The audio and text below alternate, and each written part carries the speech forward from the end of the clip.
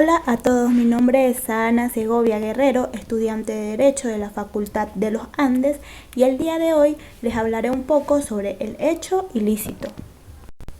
En materia civil, el hecho ilícito es todo acto contrario al ordenamiento jurídico, cuando una persona actúa por la imprudencia, impericia, negligencia, mala fe, abuso de derecho e inobservancia normativa, en el cual debe hacerse responsable del daño causado.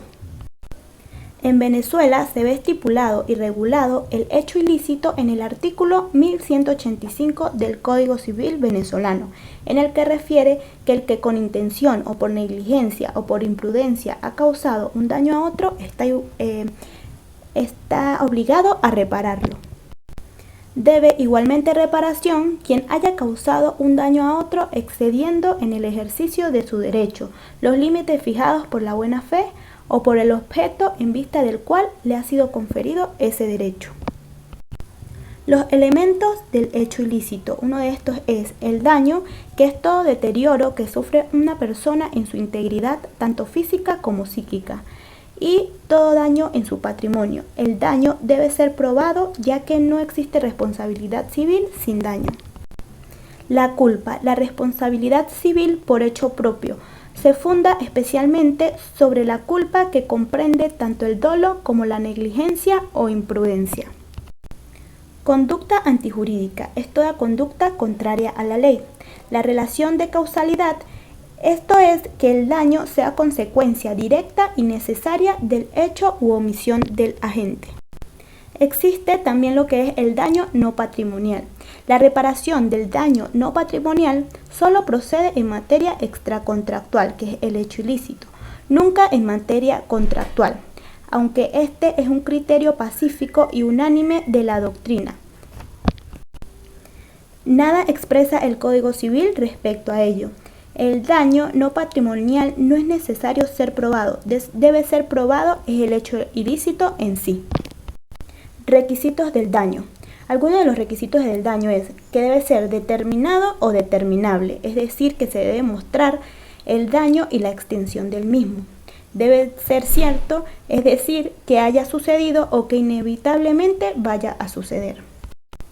Debe lesionar un derecho de la víctima, no debe haber sido reparado, es decir, no debe haber sido reparado dos veces, debe ser personal a quien lo reclama, solo la víctima tiene derecho al pago del mismo, y debe ser injusto, es decir, que esté violentando una norma jurídica.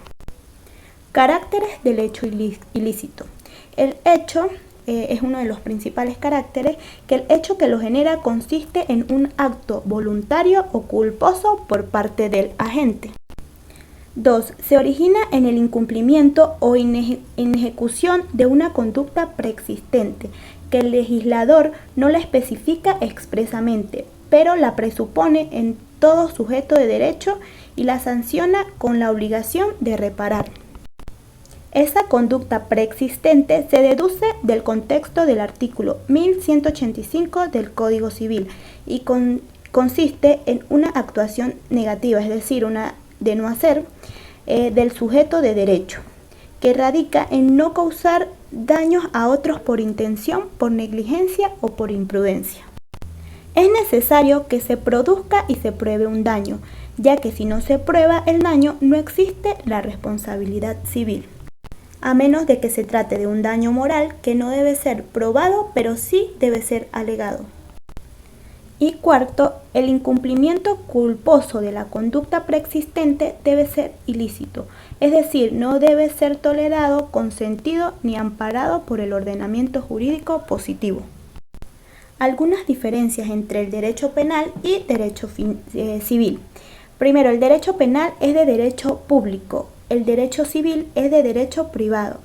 El derecho penal se impone una sanción de tipo corporal a quien comete el delito, y el derecho civil se obliga a indemnizar el daño o perjuicio causado a la víctima. En el derecho penal no hace falta que exista un daño, solo basta con que exista la tentativa del delito. En el derecho civil es necesario que exista un daño, ya que sin daño no existe responsabilidad civil. En el derecho penal, los lapsos de prescripción varían en función del delito cometido, y en el derecho civil prescriben a los 10 años a partir de la comisión del hecho ilícito. En el derecho penal solo se aplica para salvarse a sí mismo. En el derecho civil no es responsable quien cause daño a otro en legítima defensa o en defensa de un tercero. La responsabilidad civil contractual y extracontractual. Responsabilidad civil contractual, cuando la persona debe cumplir con las cláusulas establecidas en el contrato. Y la extracontractual se aplica en situaciones donde no hay contrato previo y la persona causa un daño a otro. Su diferencia radica según derive de un contrato o de una fuente distinta a este, de tal manera que cuando la obligación de reparar el daño causado no deriva de un contrato o cuasi contrato, sino que es consecuencia de la inobservancia del deber general de no dañar a los demás, estamos ante la responsabilidad civil extracontractual. En la responsabilidad civil contractual no se repara el daño moral, pero en la extracontractual sí es susceptible de ser reparado el daño moral.